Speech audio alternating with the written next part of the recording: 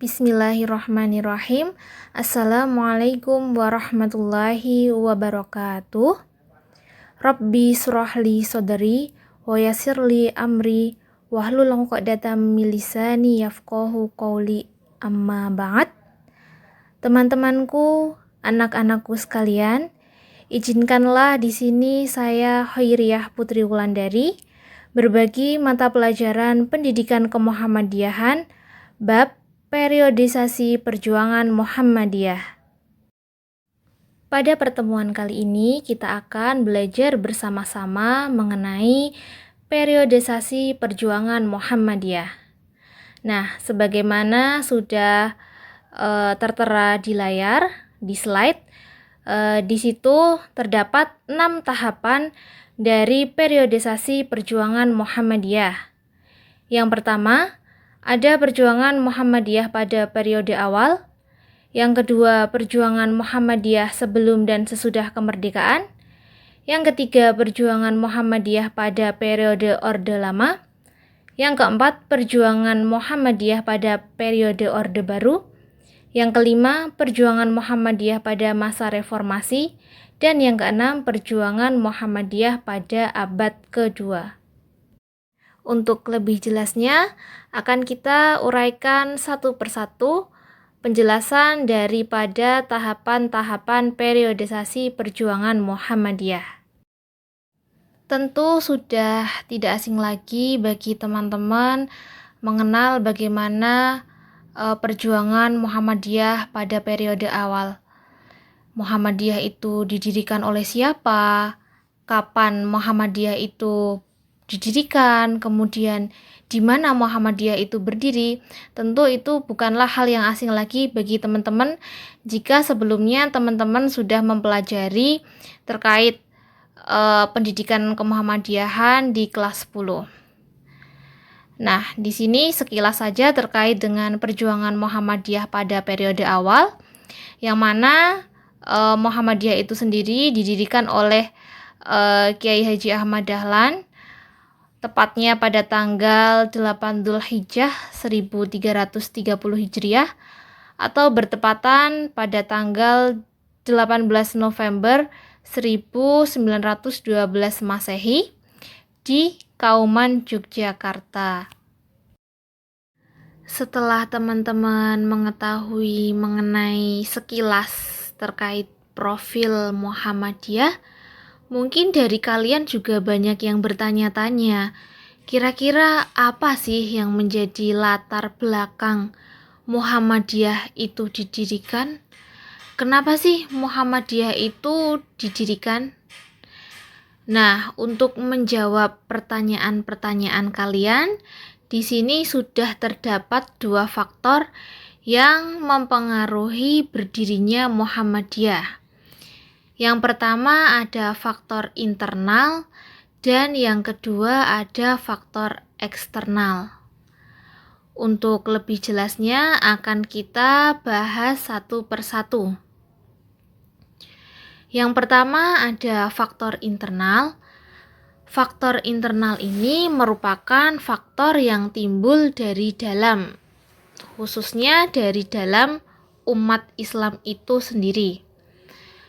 Adapun faktor internal yang mempengaruhi berdirinya Muhammadiyah, yang pertama, umat Islam banyak yang terjangkit penyakit syirik atau menyekutukan Allah, taklid, serta TBC, tahayul, bid'ah, dan khurafat yang merusak akidah Islam.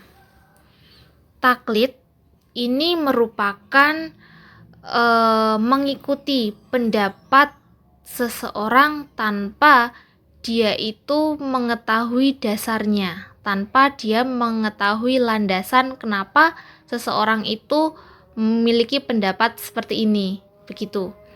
Kemudian tahayul.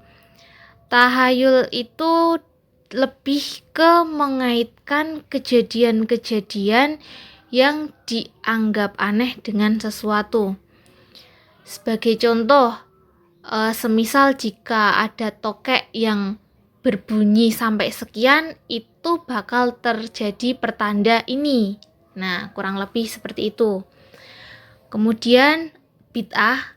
Bid'ah ini merupakan hal dalam konteks membuat amalan baru atau mengada-ngada, bahkan bisa dikatakan menambah-nambah dalam urusan ibadah. Kemudian ada hurafat. Hurafat itu hampir sama dengan tahayul, tetapi lebih dikaitkan dengan legenda atau dongeng tentang alam gaib ataupun makhluk gaib. Yang kedua, umat Islam terpecah menjadi 3 golongan, yaitu priai, santri, dan abangan, sehingga melalui terpecahnya 3 golongan ini memicu terjadinya kesenjangan sosial. Nah, priai itu sendiri biasa kita kenal dengan sebutan darah biru, kaum bangsawan, atau bisa dikatakan orang-orang yang memiliki kedudukan. Kemudian ada santri. Santri itu orang-orang yang mondok, yang nyantri, yang dia belajar agama di pesantren. Dan abangan. Abangan itu merupakan istilah Jawa bagi golongan masyarakat penganut agama Islam, namun dia itu tidak menjalankan perintah dari ajaran Islam itu sendiri.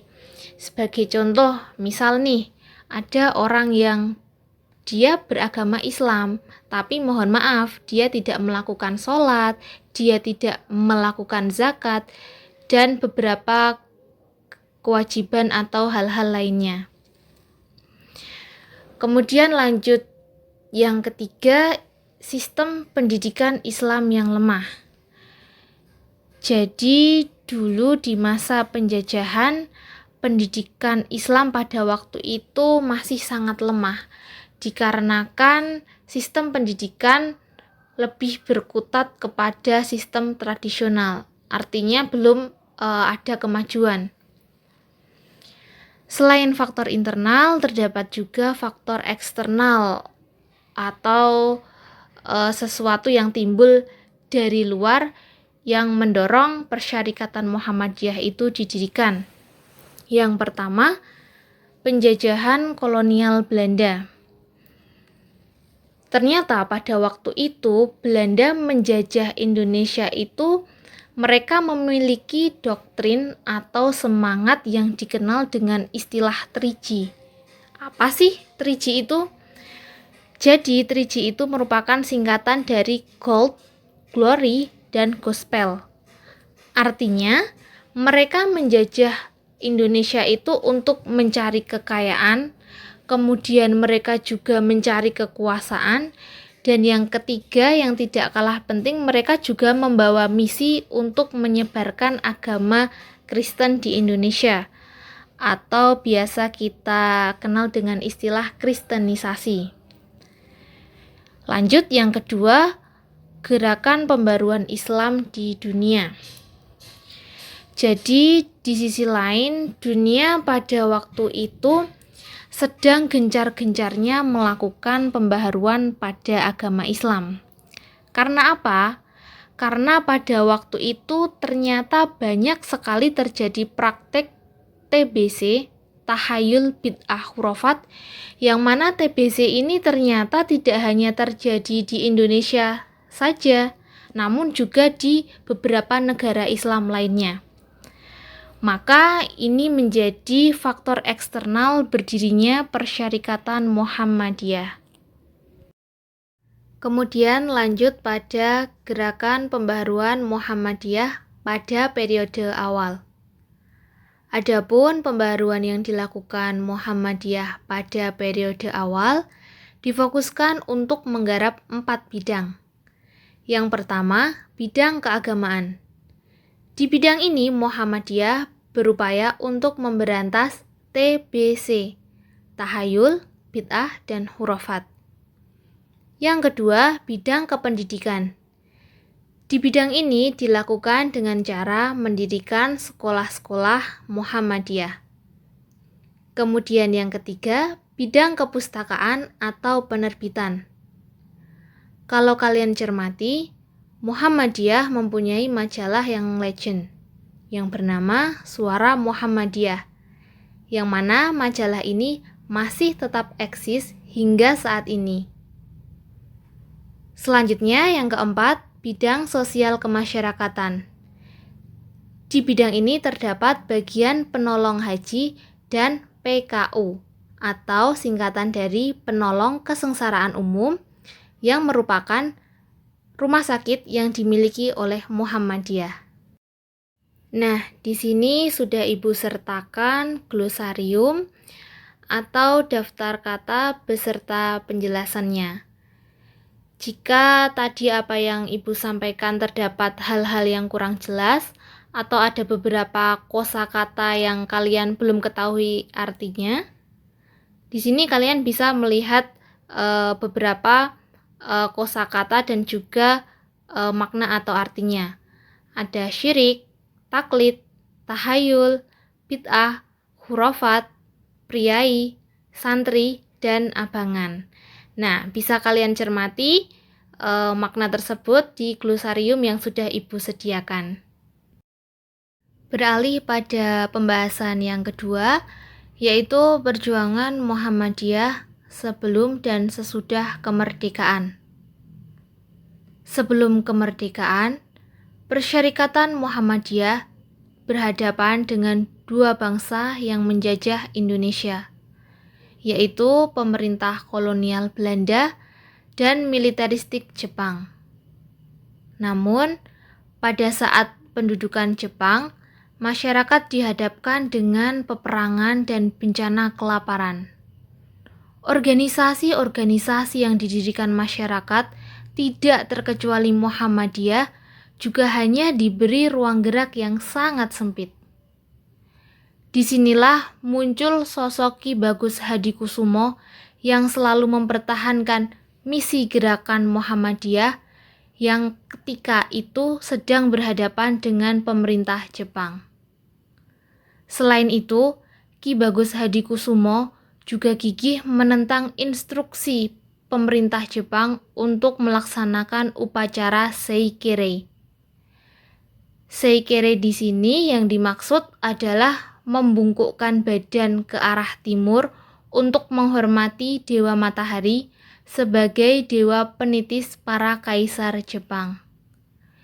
Upacara Seikere ini juga wajib dilakukan para siswa setiap pagi di sekolah ataupun di madrasah.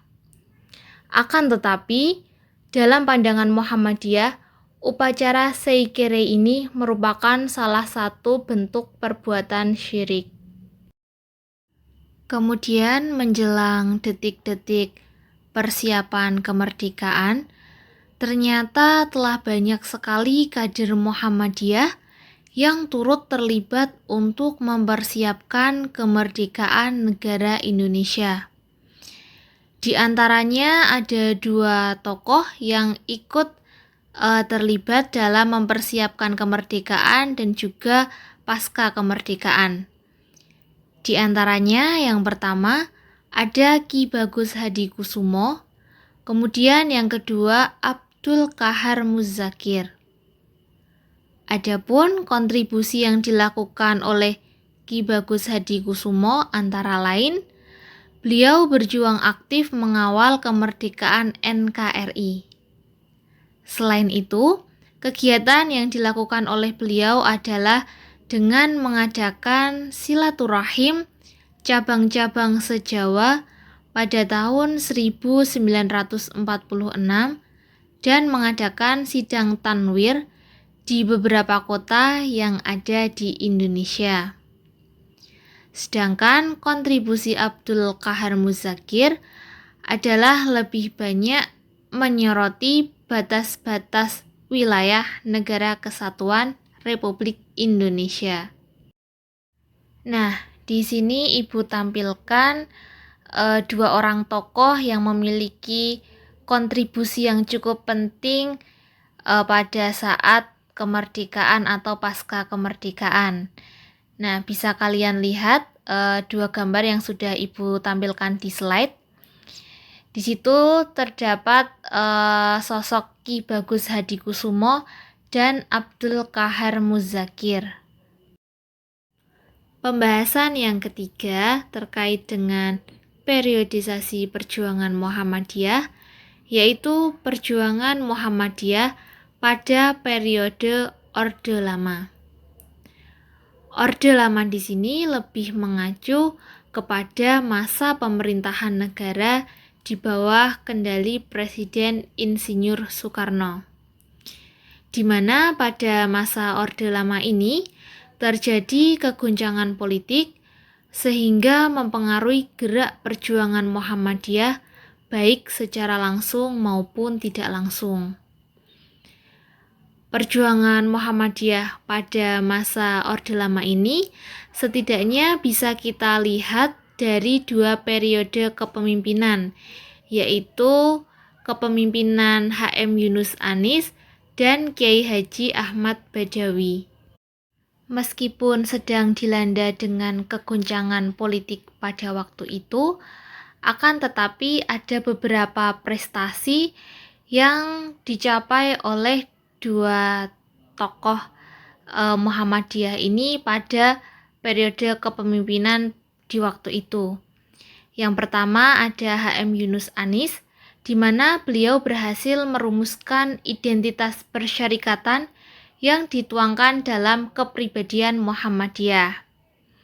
Kemudian yang kedua dari Kiai Haji Ahmad Badawi, beliau juga berusaha keras untuk mempertahankan eksistensi Muhammadiyah agar tidak dibubarkan pada waktu itu.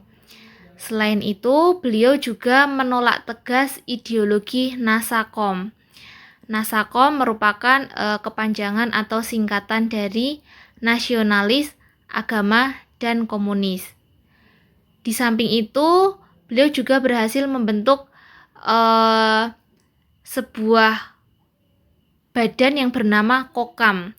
Kokam merupakan kepanjangan dari Komando Kewaspadaan dan Kesiapsiagaan Angkatan Muda Muhammadiyah. Yang mana Kokam ini pada waktu itu dia bekerja sama atau bermitra bersama dengan Kopassus untuk menumpas PKI pada waktu itu. Di slide ini bisa kalian lihat terkait sosok atau tokoh dari HM Yunus Anis dan Kiai Haji Ahmad Badawi, di mana walaupun pada waktu itu kondisi sedang susah, sedang sulit, sedang terjadi pergolakan politik dan lain sebagainya, namun dua tokoh ini tetap bisa menorehkan prestasi di tengah-tengah kondisi yang mungkin bisa dikatakan sedang menghadapi krisis pada waktu itu. Kita lanjutkan pembahasan yang selanjutnya, yang keempat, yaitu perjuangan Muhammadiyah pada periode Orde Baru. Nah, kira-kira teman-teman tahu nggak sih yang membedakan antara Orde Baru dan Orde Lama itu apa? Dari kurun waktunya atau masanya, tadi sudah Ibu jelaskan bahwa Orde Lama itu lebih mengacu kepada masa pemerintahan di bawah kendali atau kepemimpinan Presiden Soekarno.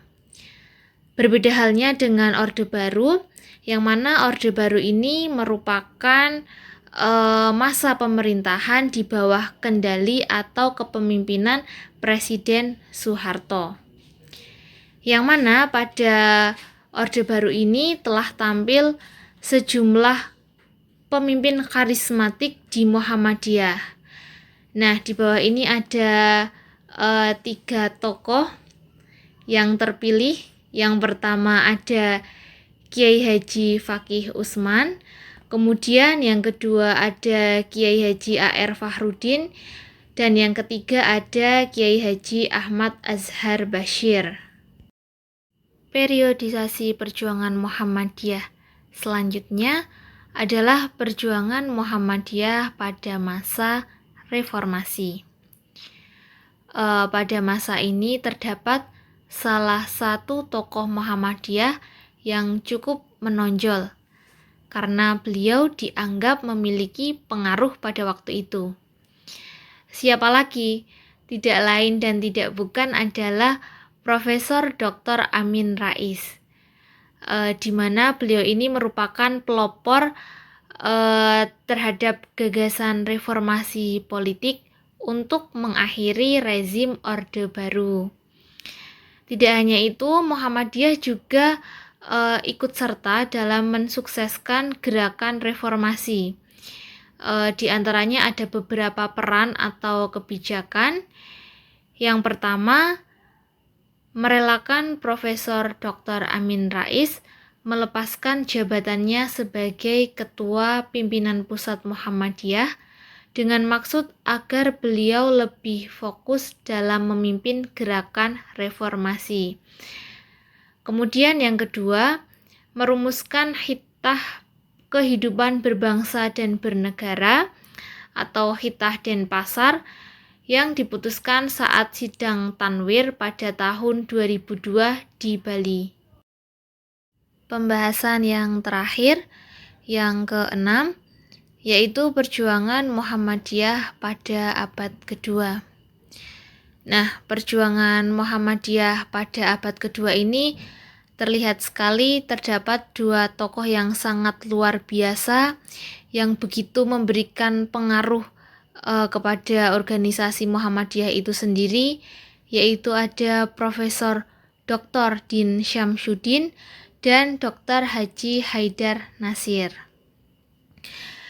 Muhammadiyah pada abad kedua ini memiliki komitmen untuk melakukan dakwah pencerahan yang sifatnya membebaskan, memberdayakan, dan juga memajukan kepada kelompok-kelompok komunitas lama maupun komunitas yang baru untuk sama-sama menyebarluaskan dan mewujudkan nilai-nilai pencerahan berdasarkan pandangan Islam yang berkemajuan bagi masyarakat luas yang heterogen.